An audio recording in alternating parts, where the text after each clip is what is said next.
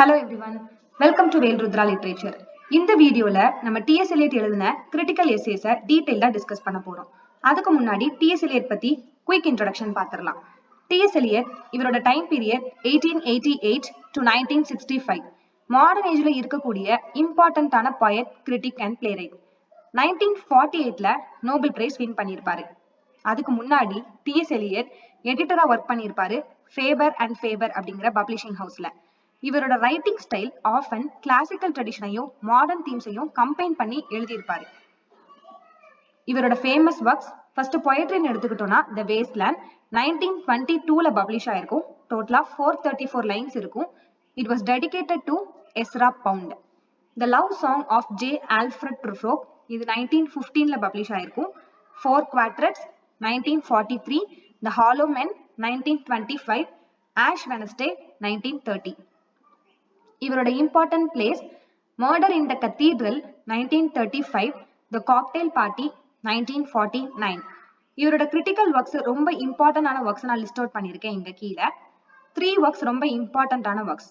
First is tradition and the individual talent 1919, Hamlet and his problems 1919, the metaphysical poets 1921.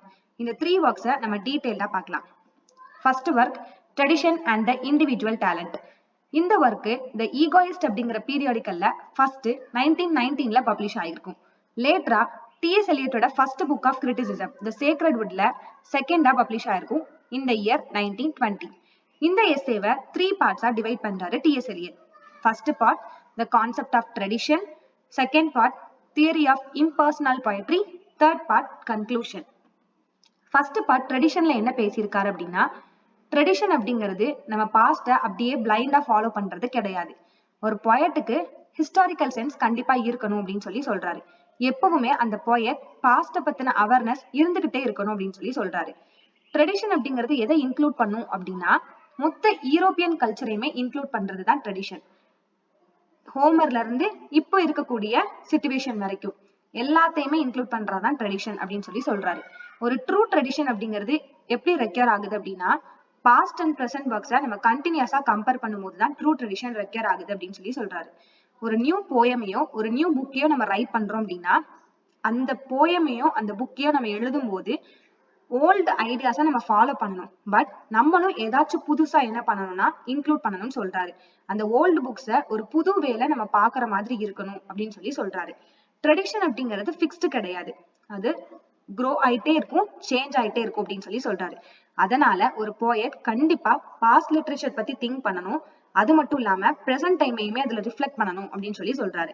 அதனால ஒரு poetry எழுதுறாங்க அப்படின்னா அந்த ரைட்டிங் ஓல்ட் அண்ட் நியூ ஐடியாஸை connect பண்ணியே இருக்கணும் அப்படின்னு சொல்லி சொல்றாரு. இதுதான் ஃபர்ஸ்ட் பார்ட். செகண்ட் பார்ட்னு எடுத்துக்கிட்டீங்கன்னா தியரி ஆஃப் இம்பர்சனாலிட்டி. ஸோ இதுல ஒரு போயட் கண்டிப்பா என்ன பண்ணணும் அப்படின்னா அவங்களோட யூனிக் பர்சனல் டேலண்ட்டை டெவலப் பண்ணணும்னு சொல்றாரு. எப்பவுமே ட்ரெடிஷன் கூட கனெக்ட் ஆகி இருக்கணும் அப்படின்னு சொல்லி சொல்றாரு. அது மட்டும் இல்லாம பர்சனல் இமோஷன் அப்படிங்கிற ஒண்ணு பொயட்ரியில இருக்கக்கூடாது அப்படின்னு சொல்லி சொல்றாரு. ஒரு பொயட்ரி அப்படிங்கிறது பர்சனாலிட்டியை டிஸ்பிளே பண்றது கிடையாது.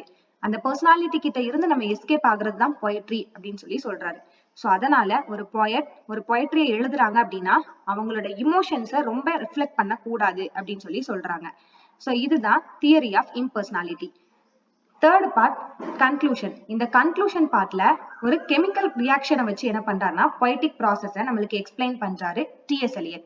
ஸோ இப்போ எலியட் பொயட்டோட மைண்டை கேட்டலிஸ்ட் கூட கம்பேர் பண்றாரு. ஸோ கேட்டலிஸ்ட் அப்படிங்கிறது கெமிக்கல் ரியாக்ஷன்ல இருக்கக்கூடிய ஒரு இம்பார்ட்டன்டான ப்ராசஸ். இந்த ப்ராசஸை பொயட்டோட மைண்ட் கூட கம்பேர் பண்றாரு T.S. Eliot. எக்ஸாம்பிள், பிளாட்டினம் அப்படிங்கிற கேட்டலிஸ்ட் தான் சல்ஃபர் டை ஆக்சைடா சேஞ்ச் ஆகிறதுக்கு கிரியேட் ஆகிறதுக்கு ஹெல்ப்ஃபுல்லா இருக்கக்கூடிய ஒரு கேட்டலிஸ்ட். ஸோ ஆனா அந்த பிளாட்டினம் அதை சேஞ்ச் பண்ணிக்கிறது கிடையாது. ஸோ அதே மாதிரி தான் ஒரு பொயட்டோட மைண்டும் இமோஷன் அண்ட் எக்ஸ்பீரியன்சஸை பொயட்ரி கூட கம்பைன் பண்ணி இருக்கணும் அப்படின்னு சொல்லி சொல்றாரு. பட் அந்த பொயட்டோட பர்சனாலிட்டி அப்படிங்கிறது எப்பவுமே செப்பரேட்டா ரிமைண்ட் கான்ஸ்டன்டா இருக்கும் அப்படிங்கிற மாதிரி சொல்றாரு.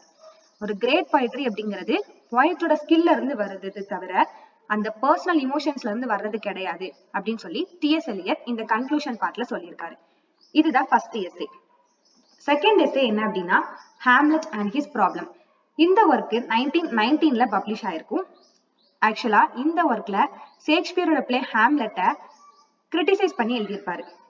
எலியட் என்ன ஆர்கியூ பண்றாருன்னா, ஹாம்லெட் வந்து ஒரு சக்சஸ்ஃபுல் பிளே கிடையாது, அது ஏன் அப்படின்னு எக்ஸ்பிளைன் பண்ணிருப்பாரு இந்த ஹாம்லெட் அண்ட் ஹிஸ் ப்ராப்ளம் அப்படிங்கிற எஸ்ஸேல. அது மட்டும் இல்லாம இந்த எஸ்ஸேல தான் ஃபேமஸான கான்செப்டை பேசியிருப்பாரு, தட் இஸ் அப்ஜெக்டிவ் கோரிலேட்டிவ். எலியட்டோட மெயின் ஆர்குமெண்ட் என்ன அப்படின்னா, ஹாம்லெட்டோட இமோஷன் அப்படிங்கிறது எப்பவுமே ரொம்ப கன்ஃபியூஸ்டு ஸ்டேட்டாவும் அன்கிளியர் ஸ்டேட்டாவும் தான் இருக்கும் அப்படின்னு சொல்லி சொல்றாரு. ஷேக்ஸ்பியர் ஹாம்லெட்டோட இமோஷனுக்கு ஒரு ப்ராப்பரான ரீசனை கொடுக்கறதுக்கு தவறிட்டாரு அப்படின்னு சொல்லி டிஎஸ் எலியட் ஆர்கியூ பண்றாரு. அது மட்டும் இல்லாம ஹாம்லெட் ஒர்க்க Hamlet is an artistic failure அப்படின்னு சொல்லி டிஎஸ் எலியட் சொல்றாரு. ஏன் அப்படின்னு சொல்லி ரீசனை நம்ம பார்க்கலாம். First, Shakespeare could not clearly express Hamlet's emotion. அதாவது ஹாம்லெட் என்ன பண்றான் அப்படின்னா, ரொம்ப சேடா ஃபீல் பண்றான், ரொம்ப ஆங்கரா ஃபீல் பண்றான். ஆனா இந்த இமோஷன்ஸ் எல்லாமே ரொம்ப டீப்பா இருக்கு. பட் ஷேக்ஸ்பியர் இந்த ஃபீலிங்ஸ்க்கு எதுவுமே என்ன பண்ணல அப்படின்னா ஒரு கிளியர் ரீசனை கொடுக்கல அப்படின்னு சொல்லி சொல்றாரு. ஹாம்லெட்டோட இமோஷன்ஸ் தான் அந்த பிளேல ரொம்ப பெருசா இருக்கே தவிர அந்த சிச்சுவேஷன் ரொம்ப பெருசா இல்ல அப்படின்னு சொல்லி சொல்றாரு. அது மட்டும் இல்லாம அதுதான் அந்த கேரக்டரை ஒரு அன்ரியலிஸ்டிக்காவும் டிஸ்ஆர்கனைஸ்டாவும் ஃபீல் பண்ண வைக்குது அப்படின்னு சொல்லி சொல்றாரு TS Eliot. there is no proper objective correlative. first, objective correlative னா என்ன அப்படின்னா, ஒரு இமோஷனை நம்ம எக்ஸ்பிரஸ் பண்றோம் அப்படின்னா அந்த இமோஷனை எக்ஸ்பிரஸ் பண்ணக்கூடிய அந்த சிச்சுவேஷனோ ஈவெண்டோ இமேஜோ சூட்டபிளா இருக்கணும். அதை தான் நம்ம அப்ஜெக்டிவ் கோரிலேட்டிவ்னு சொல்றோம். ஆனா இந்த அப்ஜெக்டிவ் கோரிலேட்டிவ் ஹாம்லெட்ல இல்ல அப்படின்னு சொல்லி சொல்றாரு.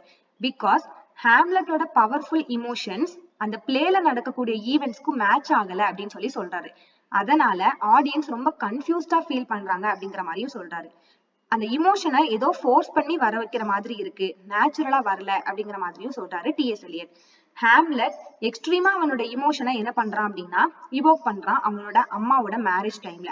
பட் அவனோட இமோஷன்ஸ் ரொம்ப ஸ்ட்ராங்கா இருக்கு அந்த சிச்சுவேஷனை விட அப்படின்னு சொல்லி டிஎஸ் எலியட் சொல்றாரு. சோ அதனால ஹாம்லெட்ல அப்ஜெக்டிவ் கோரிலேட்டிவ் இல்ல அப்படின்னு சொல்லி டிஎஸ் எலியட் சொல்றாரு. அதுக்கு முன்னாடி யுவர் ஹாம்லெட் அப்படின்னு சொல்லிட்டு ஒரு இயர்லியர் பிளே உண்டு. அந்த பிளே கூட இதை கம்பேர் பண்றாரு. ஆக்சுவலா இந்த ஒரிஜினல் ஸ்டோரி தான் யுவர் ஹாம்லெட். ஸோ இந்த ஒரு ஹாம்லெட்னு எடுத்துக்கிட்டீங்கன்னா இந்த ஸ்டோரியில இருந்தா அடாப்ட் பண்ணி ஷேக்ஸ்பியர் எழுதியிருப்பாரு. ஸோ அந்த ஓல்டு ஸ்டோரியில கிளியர் மோட்டிவ் வந்து கரெக்டா இருக்கும். அந்த ஃபாதரோட டெத்துக்கு ரிவெஞ்ச் எடுக்கிறது எல்லாமே கரெக்டா இருக்கும். பட் ஷேக்ஸ்பியர் ஒரு சைக்காலஜிக்கல் எலிமெண்ட்ஸை ஆட் பண்ணியிருக்காரு. பட் அவர் கரெக்டா என்ன பண்ணலாம், பேலன்ஸ் பண்ணல அப்படிங்கிற மாதிரி அவர் சொல்றாரு. ஸோ இதுதான் ஹாம்லெட் அண்ட் ஹிஸ் ப்ராப்ளம்ல டிஸ்கஸ் பண்ணியிருக்காரு.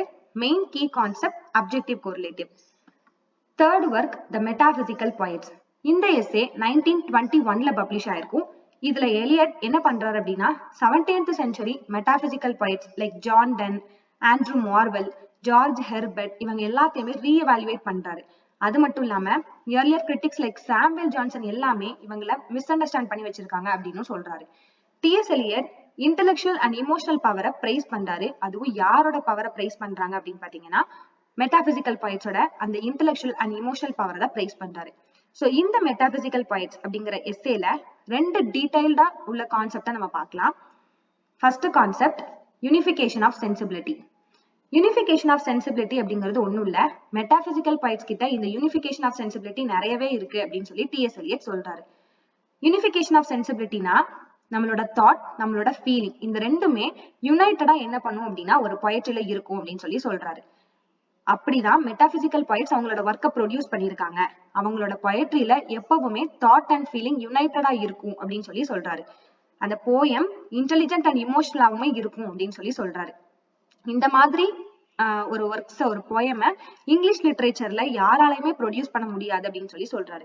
சோ அதனால metaphysical poets like John Donne, Andrew Marvell இவங்க எல்லாத்தையுமே என்ன பண்ணிருக்காரு, டிஎஸ் எலியட் பிரைஸ் பண்ணிருக்காரு. சோ இதுதான் யூனிஃபிகேஷன் ஆஃப் சென்சிபிலிட்டின்னு சொல்றோம். ரெண்டாவது டிசோசியேஷன் ஆஃப் சென்சிபிலிட்டி.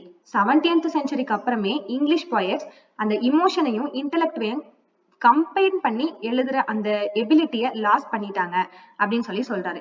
பொயட்ரி ஒண்ணு ரொம்ப இமோஷனலா இருக்கு, தாட்டே இல்லாம, அப்படி இல்லைன்னா ரொம்ப இன்டெலெக்சுவலா இருக்கு, இமோஷனே இல்லாம, அந்த மாதிரிதான் பொயட்ரி வந்து உருவாக ஆரம்பிச்சிச்சு 17th centuryக்கு அப்புறம் அப்படின்னு சொல்லி சொல்றாரு.